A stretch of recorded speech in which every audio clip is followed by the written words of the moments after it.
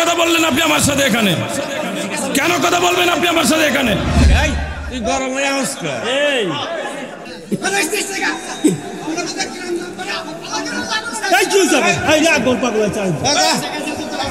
আমাদের পেঁয়াজ বন্ধ করে দিয়েছে, আলু বন্ধ করে দিয়েছে, তাদের সমস্যা কি? নাকি হ্যাঁ, এই যে সমস্ত বাংলাদেশে যা কিছু হচ্ছে আমরা সব জানি। হ্যাঁ, তো কি বক্তব্য ওয়াজ করে এই যে শুরু করছে দীর্ঘদিন ধরে, এটা তো না রাজনীতির ওয়াজ তো আমরা শুনবাই নাই, বহু আমরা শুনেছি। কোরআন এবং হাদিস থেকে আলোচনা করব, কোরআনের হাদিসের বাইরে কোনো আলোচনা হবে না। আর আমি যে আলোচনা করতেছি এটা কোরআন হাদিসের বাইরে কোনো আলোচনা না। বাংলাদেশে সবাই জানেন, হ্যাঁ। আমার কথা আমাকে বলতে যদি না, আমি কেমন আলোচনা করি, কোন বিষয়ে কথা বলি, ইউটিউবে অনলাইনে কথা শুনে তারপর আমাকে নাকি এখানে দাওয়াত করা হয়েছে। কথা বলেন ঠিক কিনা? কথা বলেন ঠিক কিনা? জেনে শুনে আমাকে এখানে দাওয়াত করা হয়েছে। সুতরাং আমার যে লেভেলের কথা, কিসের সমস্যা, এখানে সমস্যাটা কোথায় ভাই তো বুঝতে পারছে। আমি কথাগুলো বোঝাচ্ছি, আপনি বাধা দিবেন কেন আমাকে? আমার কথা যদি ভালো না লাগে তাহলে আমি আলোচনা করার কোনো প্রয়োজন নেই, আমার কোনো প্রয়োজন নেই। আলোচনা আপনারাই করে, আপনি আলোচনা করেন, আমি আলোচনা করব না। যেই দেশে আলেমদের মেরে ফেলে দেয় সেখানে আপনার কোনো ভূমিকা থাকে না। আজকে তাদের বিরুদ্ধে কথা বললে আপনার শরীর জ্বলে কেন আমরা জানতে চাই। আলেমদেরকে ফাঁসি দিয়ে মেরেছে, আপনার কোনো ভূমিকা ছিল না কেন আমরা জানতে চাই। কথা বলেন ঠিক কিনা? তাহলে কেন কথা বললেন আপনি আমার সাথে এখানে? কেন কথা বলবেন আপনি আমার সাথে এখানে? আমার কোরআন হাদিসের আওতায় যে কথা আসবে আমি সে কথা বলবো। কার শরীরে লাগলো আর কার শরীরে লাগলো না এটা আমার দেখার কোনো দরকার নাই। কথা বলেন ঠিক না? আমরা কোরআনের পক্ষে আছি, কোরআনের পক্ষেই কথা বলবো। আপনি যেই বিষয় জানেন সেটা আপনার ব্যক্তিগত ব্যাপার, কিন্তু যারা জানে না তাদের কাছে আমাদের বলার দায়িত্ব আছে। কথা বলেন ঠিক কিনা? যারা জানে না তাদের কাছে বলার দায়িত্ব আছে। আমি আমার মতন করে বলবো, আমি আর আজ করবো না। আমার আসবার না না না দরকার নেই। আমাকে কথা বলতে দিলে আমার মতন করে বলতে দিতে হবে। ঠিক আছে। আল্লাহ পাক রব্বুল আলামিন তিনি বলেন, ইউখাদিউনাল্লাহা ওয়াল্লাযীনা আমানু ওয়া মা ইয়াখদাউনা ইল্লা আনফুসাহুম ওয়া মা ইয়াশউরুন।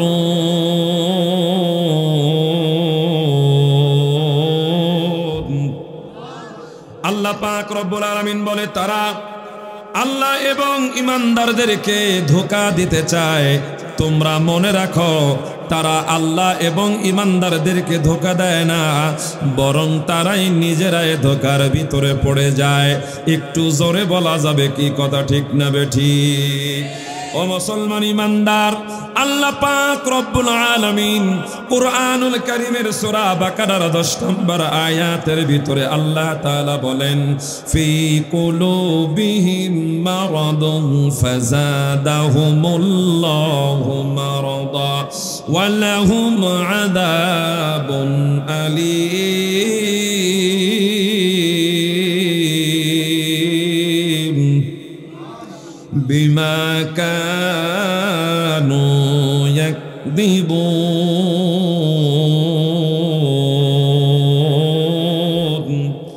আল্লাহ পাক রব্বুল আলামিন তিনি বলেন, তাদের অন্তরকরণ বেদিগ্রস্ত, আর আল্লাহ তাদের বেদি আরো বাড়িয়ে দিয়েছেন। কেন বাড়িয়ে দিলেন? তাদের জন্য নির্ধারিত রয়েছে বড় ভয়াবহ আযাব। ওগো আল্লাহর বান্দা, এই জমিনের পরে নমরুদ এসেছিল, এই জমিনের পরে সাদ্দাদ এসেছে, এই জমিনের পরে হামান এসেছে, এই জমিনের উপরে কারুন এসেছে। তারা দেশের মানুষের সাথে জুলুম করেছে, নির্বিচারে মানুষদেরকে হত্যা করেছে। তার কারণে আল্লাহ পাক রব্বুল আলামিন ওই জালেম শাহীকে চিরতরে ধ্বংস করে দিয়েছে।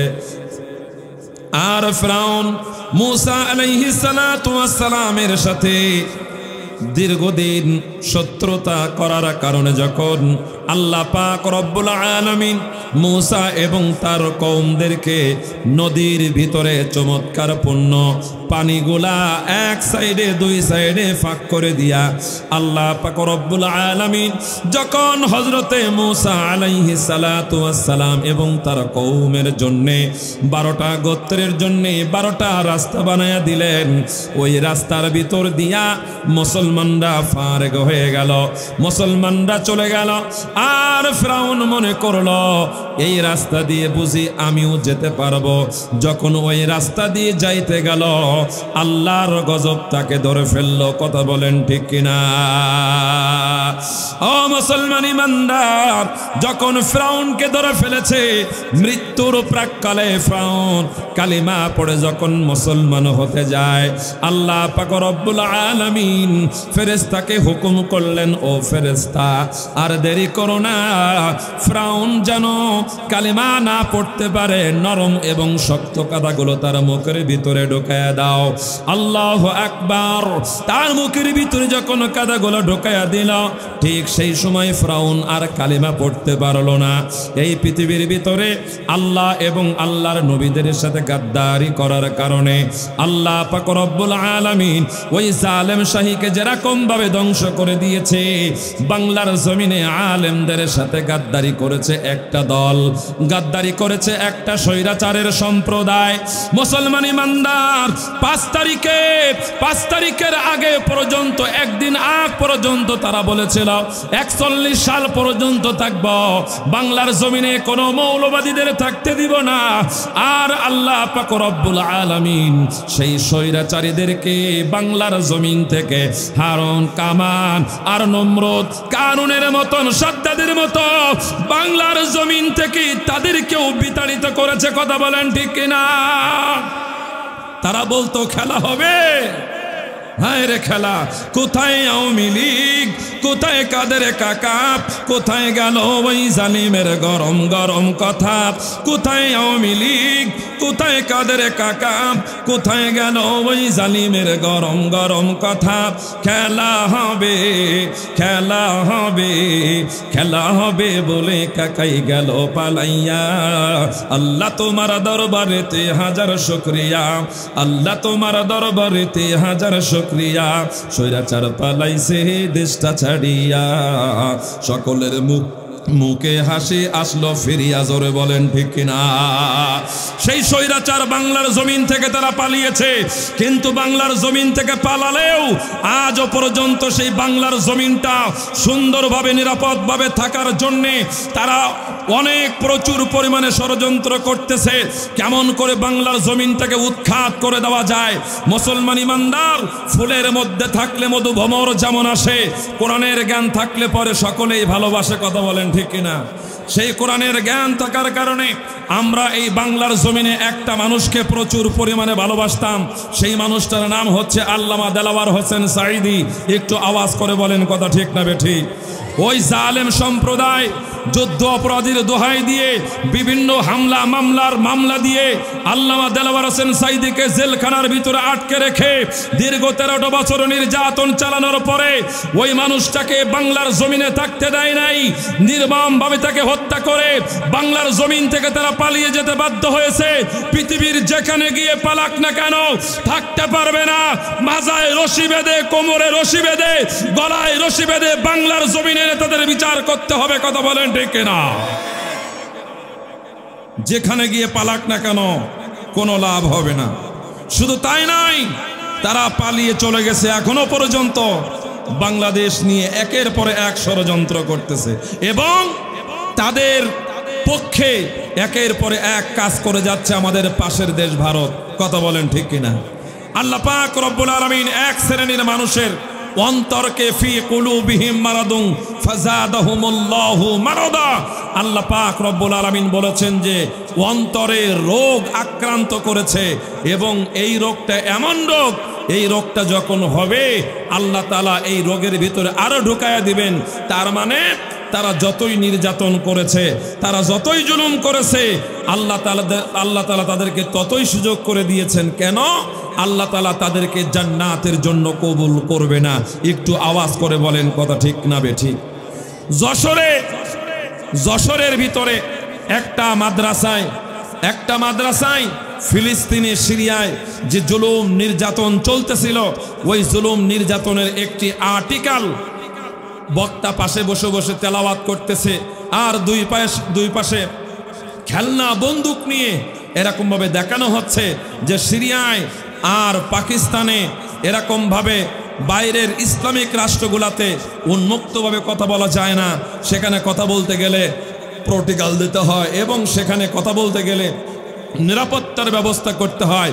ঠিক একরকম একটা অবস্থা বাংলার জমিনে হয়ে গেছে। এইটা শুধুমাত্র দেখাইছে। আর ভারতের সেই হলুদ মিডিয়াগুলা এই ঘটনাটাকে এমনভাবে বিশ্বের মাঝে তুলে ধরতেছে, তারা বুঝাইতে চাচ্ছে যে বাংলাদেশে তাফসিরুল কোরআন মাহফিল, ওয়াজ মাহফিল, দাওয়াতে তাবলীগ, ইসলামী আন্দোলনের নাম দিয়ে তারা জঙ্গিবাদের প্রশিক্ষণ দেয়। জোরে বলেন নাউজুবিল্লাহ, জোরে বলেন নাউজুবিল্লাহ।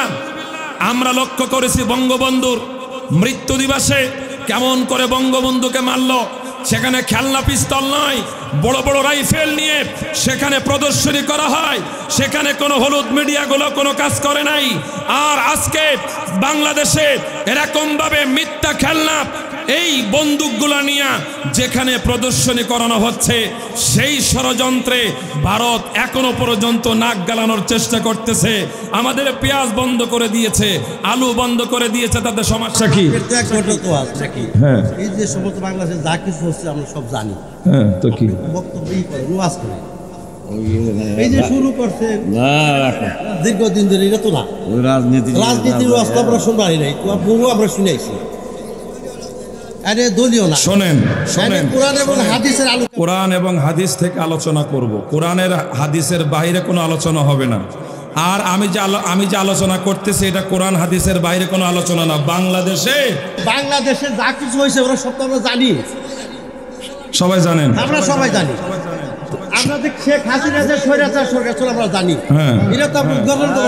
আমার কথা আমাকে বলতে যদি না, আমি কেমন আলোচনা করি, কোন বিষয়ে কথা বলি, ইউটিউবে অনলাইনে কথা শুনে তারপর আমাকে নাকি এখানে দাওয়াত করা হয়েছে। কথা বলেন ঠিক কিনা? কথা বলেন ঠিক কিনা? জেনে শুনে আমাকে এখানে দাওয়াত করা হয়েছে। সুতরাং আমার যেই লেভেলের কথা, কিসের সমস্যা, এখানে সমস্যাটা কোথায় ভাই তো বুঝতে পারছে। আমি কথাগুলো বোঝাচ্ছি, আপনি বাধা দিবেন কেন আমাকে? আমার কথা যদি ভালো না লাগে তাহলে আমি আলোচনা করার কোনো প্রয়োজন নেই, আমার কোনো প্রয়োজন নেই। আলোচনা আপনারাই করে, আপনি আলোচনা করেন, আমি আলোচনা করব না। যেই দেশে আলেমদের মেরে ফেলে দেয় সেখানে আপনার কোনো ভূমিকা থাকে না। আজকে তাদের বিরুদ্ধে কথা বললে আপনার শরীর জ্বলে কেন আমরা জানতে চাই। আলেমদেরকে ফাঁসি দিয়ে মেরেছে, আপনার কোনো ভূমিকা ছিল না কেন আমরা জানতে চাই। কথা বলেন ঠিক কিনা? যেই মানুষটা দীর্ঘ তাহলে কেন কথা বললেন আপনি আমার সাথে এখানে? কেন কথা বলবেন আপনি আমার সাথে এখানে?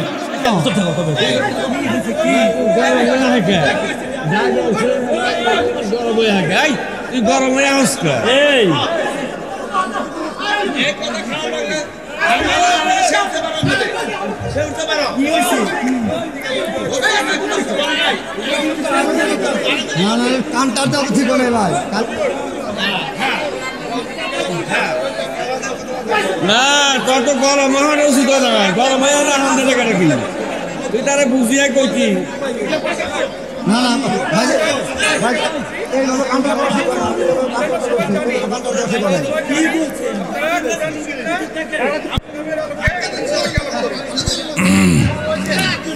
বসেন বসেন, এই সাউন্ড কই গেল?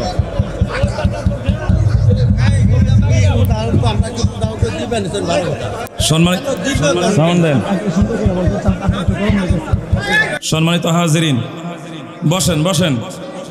আমি আবারও বলতেছি, কোরআন এবং হাদিসের বাইরে কোনো কথা হবে না। আজকে যারা জমিনের নিচের কথা বলে, আসমানের উপরের কথা বলে, তাদের সম্পর্কে কোনো কথা হয় না। কথা বলেন ঠিক কিনা? আমার কোরআন হাদিসের আওতায় যে কথা আসবে আমি সে কথা বলবো। কার শরীরে লাগলো আর কার শরীরে লাগলো না এটা আমার দেখার কোনো দরকার নাই। কথা বলেন ঠিক না? আমরা কোরআনের পক্ষে আছি, কোরআনের পক্ষেই কথা বলবো। আপনি যেই বিষয় জানেন সেটা আপনার ব্যক্তিগত ব্যাপার, কিন্তু যারা জানে না তাদের কাছে আমাদের বলার দায়িত্ব আছে। কথা বলেন ঠিক কিনা? যারা জানে না তাদের কাছে বলার দায়িত্ব আছে। আমি আমার মতন করে বলবো, আমি আর আওয়াজ করবো না। আমার আওয়াজবার না না না দরকার নেই। আমাকে কথা বলতে দিলে আমার মতন করে বলতে দিতে হবে। ঠিক আছে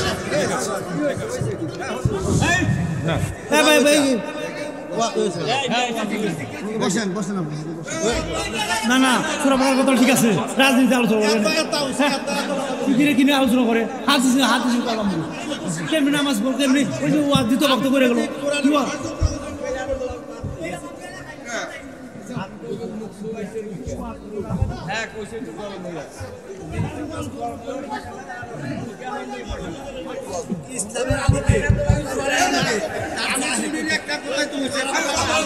আপনি কাউন্টার দিবেন কেন এরকম করে? না, আপনি এরকম ভাবে বলতে পারেন না। আপনি এরকম ভাবে বলতে পারেন না।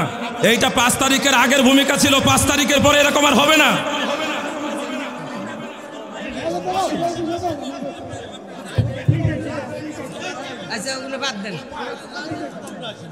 রাজনীতি কি? রাজনীতি কাকে বলে? আপনি আমাকে একটু রাজনীতি বলান। রাজনীতি কাকে বলে? আপনি আমাকে রাজনীতি বোঝান। রাজনীতি কাকে বলে?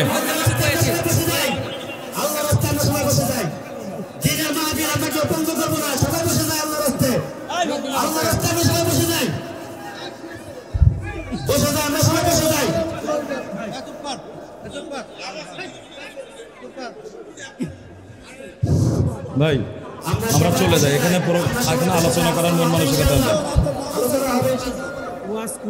দিন সম্পর্কে, ধর্মীয় সম্পর্কে, ধর্ম সম্পর্কে আলোচনা।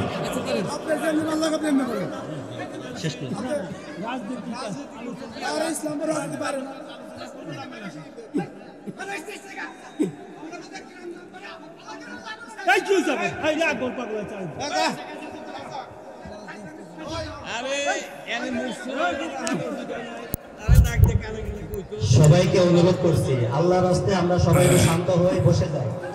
আল্লাহর রাস্তায় আমরা সবাই বসে যাই। মেহেরবানি করে একটু বসেন, যুবক ভাইরা একটু বসেন, বসেন ইনশাআল্লাহ। অল্প কিছুক্ষণ হুজুর আমাদের কাছে মেহমান, হুজুরের সাথে কোনো অসম্মান না হয় আমরা চেষ্টা করব ইনশাআল্লাহ। হুজুরকে আমরা অপমান করব না।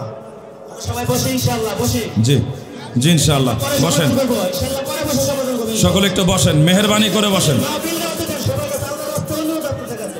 বসেন সবাই, বসেন বসেন। আল্লাহর রাস্তায় মাহফিল হতে দেন, মাহফিল ভঙ্গ করবেন না, এতে আমাদের গুনাহ হবে, পাপ হবে।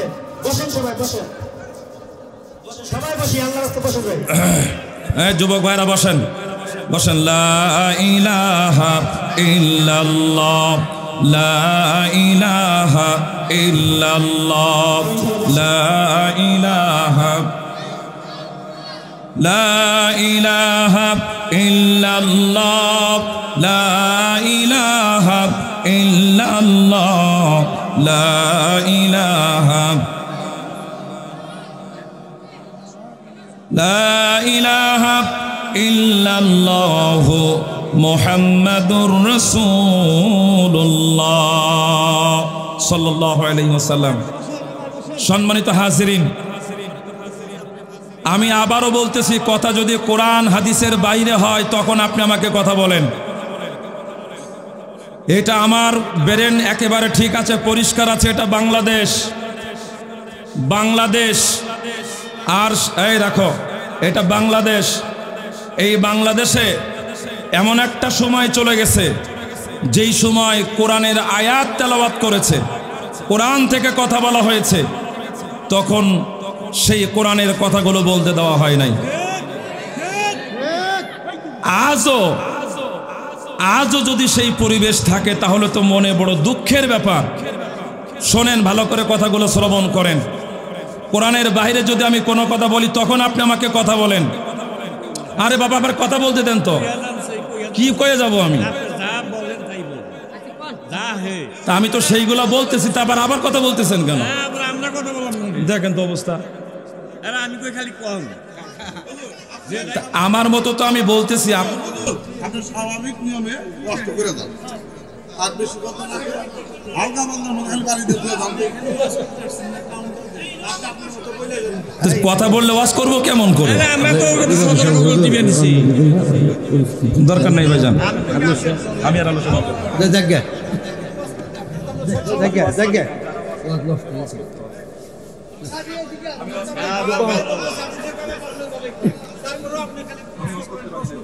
একবার বাল ছেড়ে বাল আছে